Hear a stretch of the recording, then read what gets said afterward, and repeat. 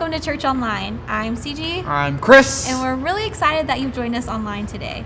If it's your first time watching, be sure to comment first time in the chat. Our team would love to say hi to you.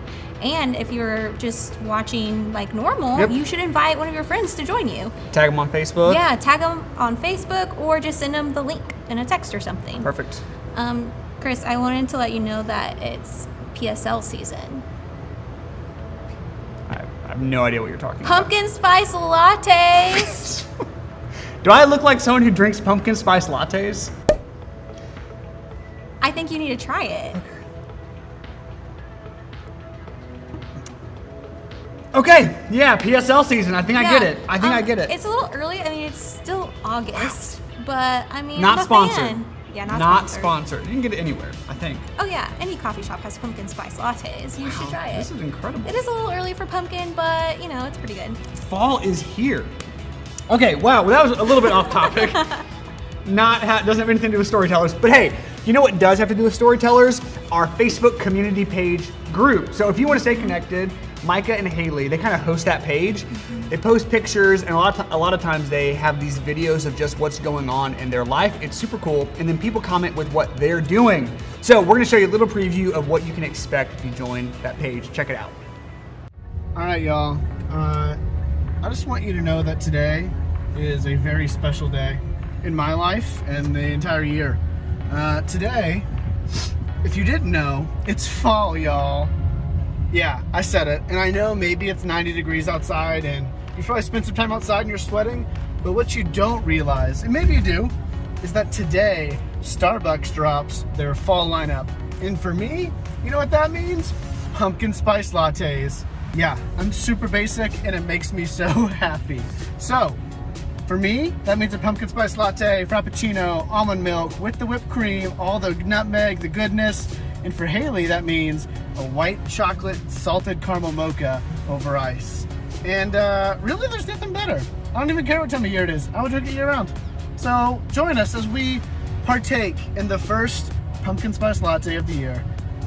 Let's go.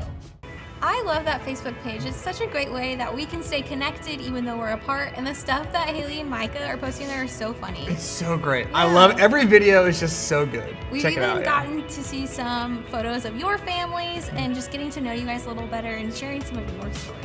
Yeah, it's so great. And speaking of stories, we have a really cool online event coming up.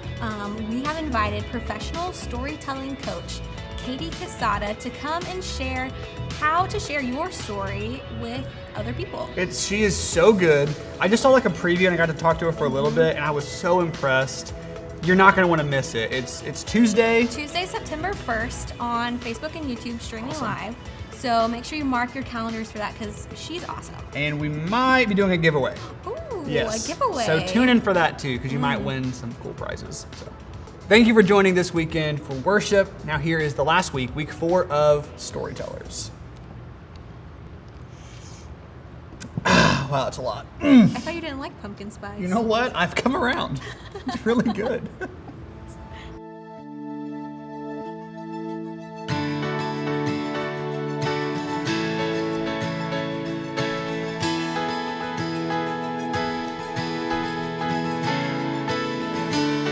Your love so great, Jesus, in all things. I've seen a glimpse of your heart, a billion years. Still I'll be singing. How can I praise you enough? How can I praise you enough? You are the Lord Almighty, outshining all the stars in glory. Your love is like the wildest ocean. Oh, nothing else compares.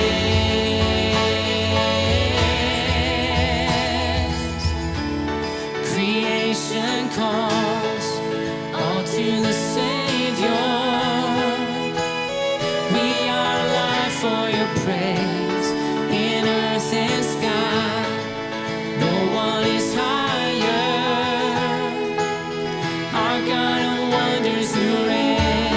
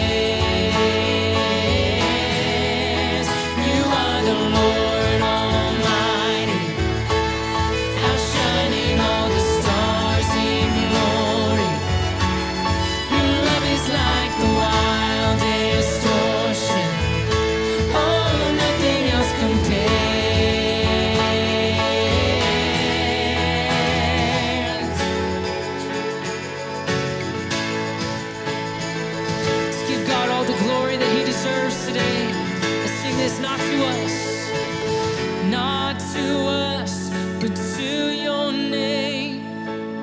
We lift up all praise, not to us, but to your name. We lift up all praise, not to us, but to your name. We lift up all praise, not to us, but to your name. We lift up all praise. You are the Lord Almighty, outshining all the stars in glory. Your love is like the wildest ocean. Oh, nothing else compares. You are the Lord Almighty, outshining all the stars in glory. Your love is like the wildest ocean. Oh, nothing else compares. Sing, not to us, but to your name. We lift up all praise, not to us, but to your name. We lift up all praise, not to us, but to your name. We lift up all praise, not to us, but to your name. We lift up all praise. You are the Lord Almighty, outshining all the stars in glory. Your love is like the wildest ocean. Oh, nothing else compares. Sing that once more. You are the Lord Almighty, outshining all the stars in glory. Your love is like the wildest ocean. Oh, nothing else compares.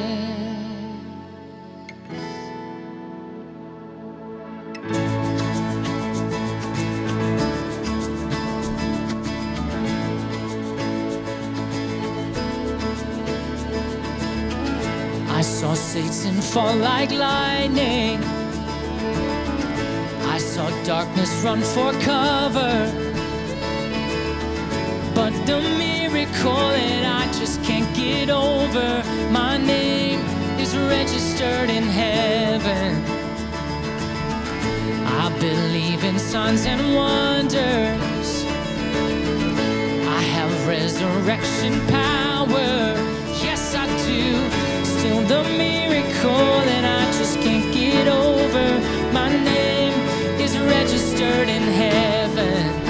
Oh, my praise belongs to you forever. This is my testimony from death to life.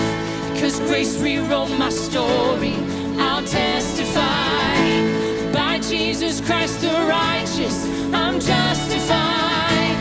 This is my testimony. This is my testimony.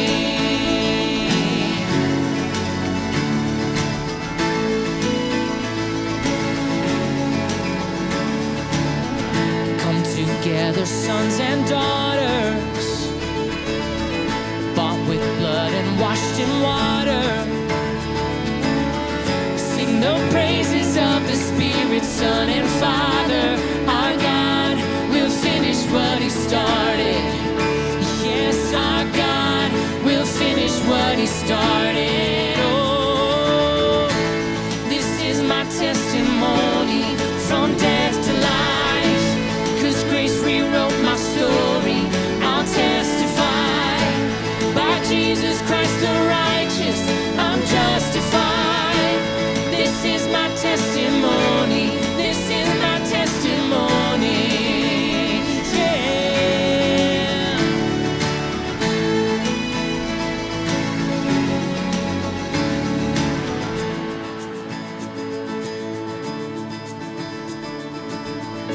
I'm not dead, you're not done. Greater things are still to come. Oh, I believe if I'm not dead, you're not done. Greater things are still to come. Oh, I believe if I'm not dead, you're not done. You're not done. Greater things are still to come. Oh, I believe if I'm not dead, you're not done. No, greater things are still to come. Oh, I believe. This is my testimony from death to life. 'Cause grace rewrote my story. I'll testify. By Jesus Christ the righteous, I'm justified. This is my testimony. Oh, I'm alive. This is my testimony from death to life. 'Cause grace rewrote my story. I'll testify. By Jesus Christ the righteous, I'm justified. This is my testimony. This is my testimony. Yeah. From death to life, now I'm alive. I'm alive. I'm alive.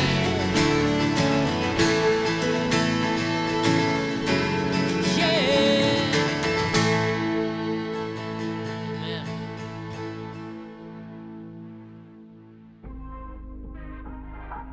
It's so good to have you with us today at Church Online. One of my favorite things about doing church this way is the flexibility that it provides. At my house, we watch together in the living room with the service streaming right on the TV. And if we're honest for a moment, we're each holding a cell phone in our hands as well as we text and check out social media, and of course, as we follow along with Pastor Jim in the Bible app. Beginning next weekend, the flexibility increases just a little bit more. The service will be available for you to engage with beginning every Saturday at 5:30 p.m. That means it's on demand on YouTube every weekend beginning at 5:30 on Saturday night for you to catch anytime you would like. Late Saturday, early Sunday, it's up to you. And of course, we'll stream live across all platforms at 9 and 10:30 every Sunday, where our team will be available to chat with you, to pray with you, to answer any questions that you might have. Well, as much as I hate it, summer is quickly drawing to a close, and the usual excitement about back to school has been replaced with so many questions and so many unknowns. That's why we're being even more intentional than ever to impact the lives of families at the Summit. We're a couple weeks into Zoom Bible studies that were designed for parents and teachers. This week, we hosted a fun event for families of students called Fast Food Relay. It's exactly what it sounded like. Families competed to earn points while visiting locations all around the city. And they had a blast while they were doing it. And then on Saturday, our kids team hosted a drive-through event to provide kids with a back-to-school box. Inside's a family devotional, some helpful information for mom and dad, as well as some really cool Summit Kids swag to start the school year off right. Now more than ever is a time to be for the families in our church. When you support the work of the Summit, you're helping us make an impact in the lives of families to create environments where even in a time of uncertainty, that parents and kids are loved, valued, and given opportunities to follow Jesus and to find life.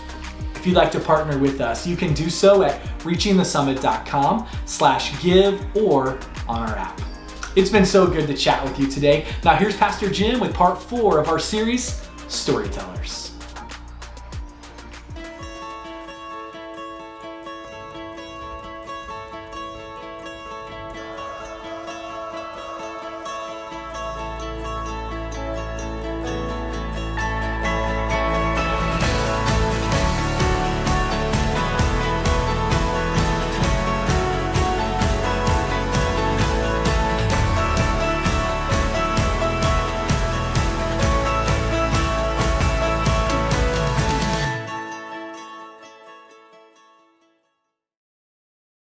It was the 1992 Summer Olympics in Barcelona, Spain.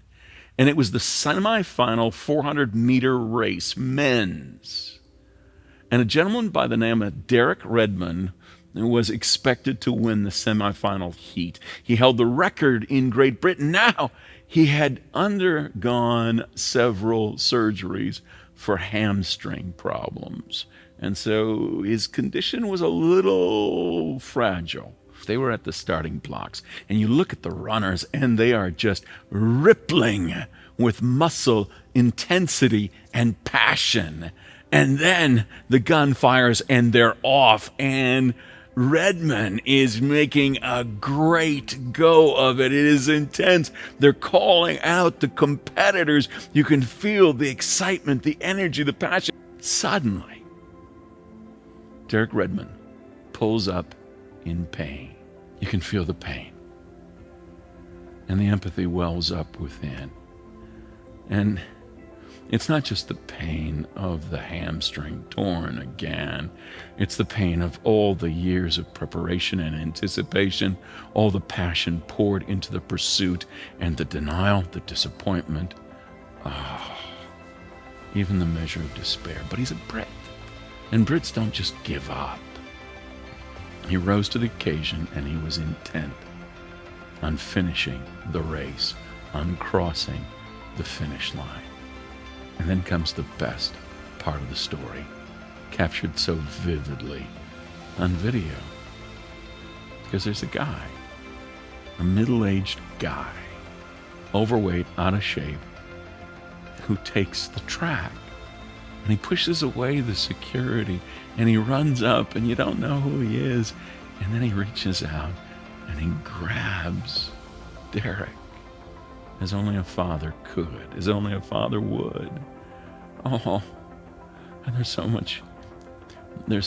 much love and support and care that's communicated wordlessly.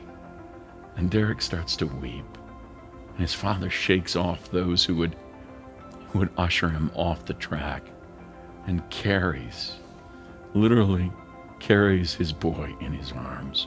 And together they cross the finish line to a standing ovation from the Olympic crowds. One of my favorite moments in Olympic history. And let me tell you why. 2 reasons. I really believe that God is our Heavenly Father and always finds us when we are most broken, when we are hurting, when our dreams are shattered, when we feel like life is a great disappointment. God's the one who comes and finds us. And then looking at Jim Redmond, that's Derek's dad, that's his name, looking at Jim rushing the track, holding his son, walking him across the finish line. I want to be that guy. I want to be the one who helps those who are hurting, those who are broken, those who are suffering. What about you?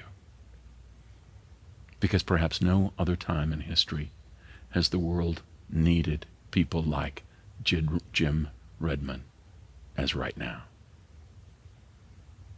Jesus told stories. That's what this whole series is about. We started with God's story, and then we spent 2 weeks talking about our story and how the two intersect. And I want to wrap it up and bring it home. And I want to tell you one of the most powerful stories that Jesus recounted. It's right here. It's in Matthew 25. And it's the parable of the Last Judgment, and it's so much more than that. This is what Jesus said. When the Son of Man comes in his glory, and all the angels with him, then he'll sit on his glorious throne. All the nations will be assembled before him, and he will separate people one from another, like a shepherd separates the sheep from the goats. And he will put the sheep on his right and the goats on his left. Then the king will say to those on his right, "Come, come, you who are blessed by my Father, inherit the kingdom prepared for you from the foundation of the world. For I was hungry, and you gave me food. I was thirsty, and you gave me something to drink. I was a stranger, and you invited me in. I was naked. You gave me clothing. I was sick, and you took care of me. I was in prison, and you visited me." And then the righteous will answer him, "Lord, when did we see you hungry and feed you, or thirsty and give you something to drink? When did we see you a stranger and invite you in, or naked and clothe you? When did we see you sick or in prison and visit you. And Jesus said this, and the king will answer them, I tell you the truth, just as you did it for one of the least of these brothers or sisters of mine, you did it for me. Now, Monday night in the Bible study, I'm going to come back to this text and delve in deeply in the class from 7 until 7:30. But really what I want to underscore for you in this text is that when we live our lives aware and caring, living and loving for others, we see the very face of God in Jesus Christ. And the beauty of this whole story is people serve unaware, and that's the best way to serve and sacrifice, especially in these crazy times. As I've said before, we're enduring a pandemic, an economic meltdown, social unrest, political chaos. And what the world longs for is people who are willing to serve and sacrifice and share love in such a way that Christ is revealed. How do we do that? 3 simple ways. And I'll ask Jake to put them on the screen for you. First of all, it's the commitment to be present. To be present. You, to be present in the world. I know. In these chaotic times, it's so easy to run for cover and to hide and shelter and just want to kind of bury yourself in Netflix or books or binge eating or whatever it is and kind of try to ignore the world. And I've got to tell you, it doesn't work. And it endangers us. And what's worse is we see all that needs to be done, and since we're one and can't do it all, we consign ourselves to doing nothing. And we rationalize it. We justify it. We want to be fair. And we can't help everyone, so then we rationalize not helping anyone. And that's deadly, dangerous to the soul. Because what it does is it alienates us from the world of need. And when we become indifferent to the world of need, our very soul is put in jeopardy. We've got to be present. And even though we can't help everyone, we can help someone. And the fact that we can't help everyone should never be an excuse for not helping someone. We talk about fairness. And fairness is crucial with your children and your grandchildren. My parents and grandparents taught us that we were always treated alike, to the extent that at Christmas, if there was any slight difference between what was spent on one and the other's child, the difference was always in the Christmas card. It could have been $1.98. It didn't matter what it was. We were all treated fairly, and we tried to treat our kids the same way. And I think we may have been successful, because both of our kids are convinced the other was the favorite, so I think we got close. That works for family, but in the world, do for one what you cannot do for all. Find someone that you can make a difference for, and be present, be real to them, care for them in such a way that you are not only present, but real and compassionate. That's the second point. And what you need to know is people really don't care what you know until they know for certain that you care. And that's what unlocks their heart and their receptivity. And in the midst of this ongoing, unfolding tragedy called the COVID-19 virus, we're seeing our numbers escalate in Jackson County. We're seeing people suffering. I'm on the phone talking to people whose parents are dying, whose children or grandchildren are sick. It breaks my heart. And this is the time to be present and to be real to those who are suffering. I still remember I did a funeral for a guy who was younger than I am. And it's, I really loved the guy. He was just one of those people I could always laugh with, tell stories with, and enjoy. And I did his funeral. And in the midst of the homily, when I'm talking and celebrating his life, I start to cry. Now, I hate that. I absolutely hate that. I really do. I grew up in the generation where my mother said to me, big boys don't cry. Sound familiar to any of you guys? And I know that's wrong, but that's how I was raised, and it's ingrained. And I'm always embarrassed when I start crying. After the funeral, I apologized to the widow, to this man's bride. And I said, I'm so sorry. I got all choked up. And she looked at me with tears in her eyes and opened her arms and embraced me and said, oh no, Jim. When you started to cry, I finally realized how much you care. Show the world that you care. Be present and be real. Do something for someone, even when you can't do anything for everyone. Make a difference. Find someone that you can influence. Tell them your story, not just with what you say, with what you do. And when you do so, you'll be doing it for Christ. It was so cool because in the Bible study this last Monday, a question was asked about should we really care about the world? And some churches really teach a very personal piety that says all that matters is your relationship with Christ, and the world can go to hell. That's kind of the attitude, the isolationist attitude that some churches, some theologians, some preachers teach. And I think it's wrong. I think it's dead wrong. Because when you really love the Lord, you realize that you must love and care for those He loves. If you want to bless someone, bless their children. The things that people have done for my kids through the years, that has so touched my heart because they did it out of love for me. And they were a blessing to my son and my daughter, and they touched my heart deeply. Same is true for God. The best way you can show your love for God is to dare to share it and show it to someone else, one of God's beloved children. And when you do, I believe with all my heart that what Jesus said is true.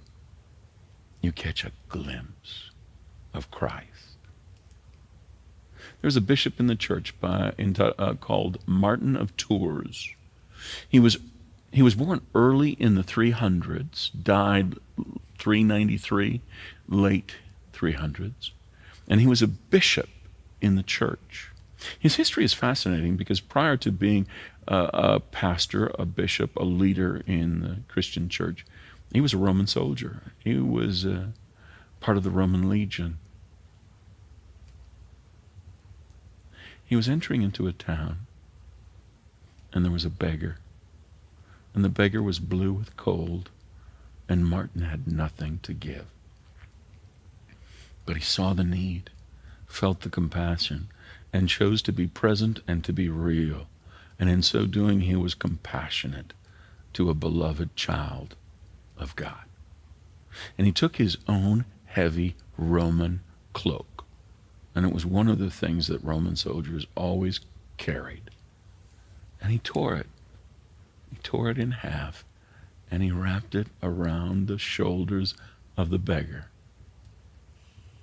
That night, he had a dream, a beautiful dream, and he saw Jesus Christ on his throne, surrounded by the glory of the angels. And he looked closely, and Jesus Christ, the Son of God, was wearing an old, dirty, torn cloak. And one of the angels asked the Lord why. And in Martin's dream, Jesus said, "This is the cloak given to me by my child, Martin." Oh, I love that story. Which takes me back to Jim Redmond. Because the story really isn't so much about his son, it's about the Father. I believe God comes to you in your time of pain, sorrow, and suffering, and he walks with you to life. And more than that, I believe that God intends us to be the Redmonds of the world who go to people in their broken, hurting places and offer them love, feeding the hungry, clothing the naked, visiting the sick and the in prison, and doing it for Christ and for those he loves. Will you pray with me, please? Lord, thank you for the wonderful stories that Jesus told, for he intends them to be about us. And when he separated the sheep from the goat, clearly, Lord, he intends all of his beloved children to be the sheep who share their love with the very ones he loves so deeply and dearly. Lord, as a church, help us to be for the community, for the world, for you, Christ, so that the world may be a different place because your story has shaped ours, and our story has helped change the world in your name. In Christ we pray. Amen. Hey, before I let you go, I want to remind you that on Sunday, September 6th, we're having drive-through communion. That's next weekend if you're watching, depending on when you're watching, but come and join us. It's all the details are on the website. I'm going to be there, and I'm going to be looking for you because I miss you terribly. I love you dearly, and I pray for you daily. Please keep me in your prayers. God's richest blessings to you as you share those blessings with the world.